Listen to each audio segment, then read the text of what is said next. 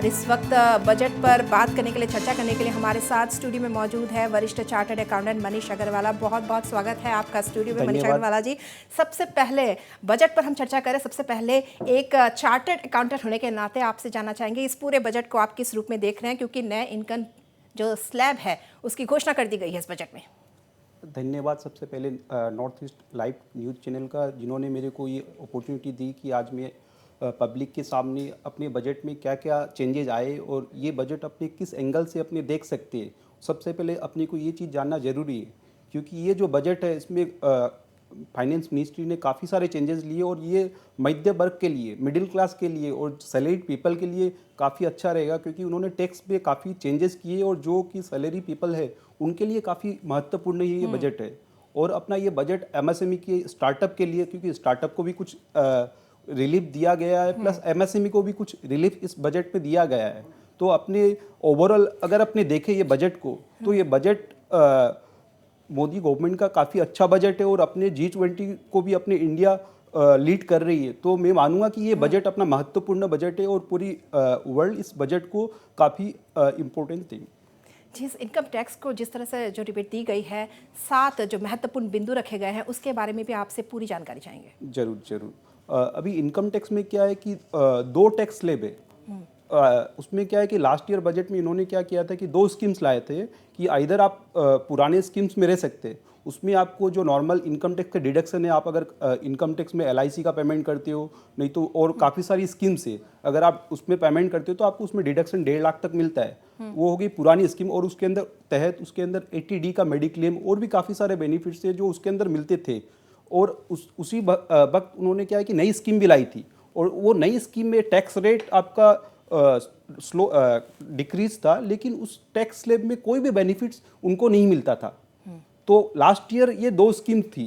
तो ये मैं इस स्कीम के बारे में ये बताना चाहूँगा कि लास्ट ईयर जो स्कीम्स थी उसके अंदर एक जी हाँ, तो सबसे पहले मैं कहना चाहूँगा जो लास्ट ईयर रिबेट अपना दिया जाता था इनकम टैक्स के अंदर, और वो रिबेट अपना जो है वो लास्ट ईयर तक अपना 5 लाख था नई स्कीम के तहत, और वो अभी जो रिबेट है वो 7 लाख इन्होंने बढ़ा दिया गया है। तो इस रिबेट से अगर अपने कंपेयर करें कि 2 लाख इन्होंने बढ़ा दिया और 2 लाख के ऊपर जो टैक्स है वो काफ़ी नॉर्मल आम जनता को काफ़ी इससे बेनिफिट्स मिलेगा। और अभी जो नया जो टैक्स स्लैब लाया गया है उन्होंने, तो उस टैक्स स्लैब के जरिए क्या है कि 3 लाख से 6 लाख तक 5% का टैक्स स्लैब था, जो कि last year up to 5 lakh तक 2.5 लाख से 5 लाख तक 5% था। तो यहाँ पे इन्होंने क्या किया कि 1 लाख का टैक्स स्लैब बढ़ा दिया, जो 5 लाख था वहाँ पे इन्होंने 6 लाख कर दिया। नेक्स्ट टैक्स स्लैब क्या किया इन्होंने, 5 लाख से 7.5 लाख तक 10% था लास्ट ईयर, और यहाँ पे उन्होंने 6 लाख से 9 लाख तक 10% कर दिया है। यहाँ पे इन्होंने थोड़ा सा 7.5 से 9 लाख कर दिया, तो 1.5 लाख यहाँ पे भी इन्होंने बढ़ा दिया। 10% टैक्स स्लैब है, लेकिन 1.5 लाख रुपया यहाँ पे बेनिफिट दिया है आम आदमी को। ये सारी स्कीम्स नई स्कीम्स के तहत है। और नेक्स्ट इन्होंने 9 लाख से 12 लाख तक जो नई टैक्स स्लैब है उसमें 15% इन्होंने लाया है, जो कि लास्ट ईयर अपना 7.5 से 10 लाख तक 15% था, और अभी नई स्कीम के तहत 12 लाख से 15 लाख तक 20% है, और वो 10 लाख से 12.5 लाख तक 20% था। और लास्ट ईयर 25% का भी टैक्स स्लैब था, जो कि इस साल इन्होंने हटा दिया है। और 15 लाख से ऊपर अगर कुछ भी है जो वो टैक्स रेट स्लैब सेम है, लास्ट ईयर भी जो था और इस साल दोनों सेम है, इसमें कोई डिफरेंस नहीं है। जी मनीष अग्रवाला जी, सैलरीड पर्सन की बात करिए, जो नौकरी पेशा लोग हैं 7 लाख से ऊपर उनका अगर सैलरी होती है तो टैक्स देना पड़ेगा, लेकिन जो बिजनेस करते हैं उनका भी तो 7 लाख से ऊपर का उनका जो है इनकम, वार्षिक जो आय है वो आ रही है। हाँ। तो उन लोगों के लिए टैक्स का सिस्टम क्या होगा? हाँ, तो उन लोगों के लिए क्या है कि उनके पास भी 2 ऑप्शन है कि आइदर वो नई स्कीम में जाए या पुरानी स्कीम में जाए। तो अगर अपनी पुरानी स्कीम में मतलब यहाँ से इस स्कीम से अब नया स्कीम में अगर वो लोग जुड़ते हैं, नहीं, ये जो स्कीम्स थी ये नई स्कीम के तहत ही इन्होंने जो भी चेंजेस किए ये नई स्कीम में चेंजेस किए, और यही स्कीम आगे जाके यही स्कीम डिफॉल्ट स्कीम, मतलब यही स्कीम सबको फॉलो करना पड़ेगा कुछ टाइम बाद में। तो जो भी चेंजेस लाए गए वो नई स्कीम के तहत ही लाए गए, उसके अंदर अपने को डिडक्शन वगैरह नहीं मिलेंगे। जी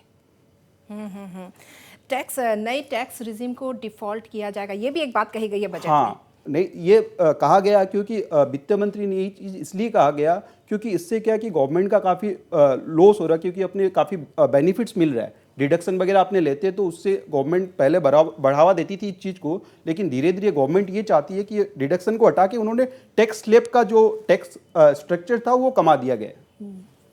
जी, एमएसएमई को लेकर एक बात और पूछना चाहेंगे। महामारी से जो प्रभावित है छोटे जो उद्योग है, जो एमएसएमई के अंतर्गत आते हैं, उनके लिए 2 लाख करोड़ की जो है क्रेडिट गारंटी स्कीम लाई जाएगी, जो कहा है वित्त मंत्री निर्मला सीतारमण ने, उस बारे में। हाँ, मैं उस बारे में कहना चाहता हूँ कि CGTMSE की एक स्कीम थी जो वित्त मंत्री ने लास्ट ईयर घोषणा की थी, और यही स्कीम अभी इम्प्लीमेंट होगी। और ये स्कीम के तहत जो रेट ऑफ इंटरेस्ट है वो 1% कम दिया जाएगा लोन के ऊपर एमएसएमई को। स्टार्टअप की बात हम कर रहे थे। स्टार्टअप को जो मिलने वाला जो इनकम टैक्स जो बेनिफिट होगा वो 1 साल के लिए बढ़ाया जाएगा, बजट में ये भी घोषणा की गई है। स्टार्टअप के लिए कितना फ़ायदेमंद होने वाला ये बजट? मैं बता रहा हूँ, स्टार्टअप में आज की डेट में जो वित्त मंत्री है और जो अपने प्रधानमंत्री नरेंद्र मोदी जी है, स्टार्टअप को काफ़ी बढ़ावा दे रहे हो। और लास्ट जब से अपनी ये गवर्नमेंट आई है तो ये स्टार्टअप को काफ़ी बढ़ावा दे रही है। और इसी को देखते अपनी वित्त मंत्री ने और मोदी सरकार ने स्टार्टअप में पहले क्या स्ट्रक्चर था, अगर कोई भी स्टार्टअप में 51% शेयर होल्डिंग अगर चेंज होती है तो आपको उसमें जो भी बेनिफिट्स है वो नहीं मिलेंगे। कि आपको 3 साल के अंदर, अगर आउट ऑफ 10 ईयर्स आपको 3 साल तक जो भी प्रॉफिट्स होता था उसके ऊपर एग्जम्पशन मिलता था। लेकिन इसके अंदर अगर 51% शेयर होल्डिंग चेंज होती है तब ये बेनिफिट नहीं मिलता था। लेकिन अभी बजट में ये कर दिया गया है कि अगर ये चेंजेस होंगे, अगर आपकी कंपनी में शेयर होल्डिंग 51% से ज़्यादा भी चेंजेस हो रही है स्टार्टअप में, तब भी आपको यह बेनिफिट दिया जाएगा।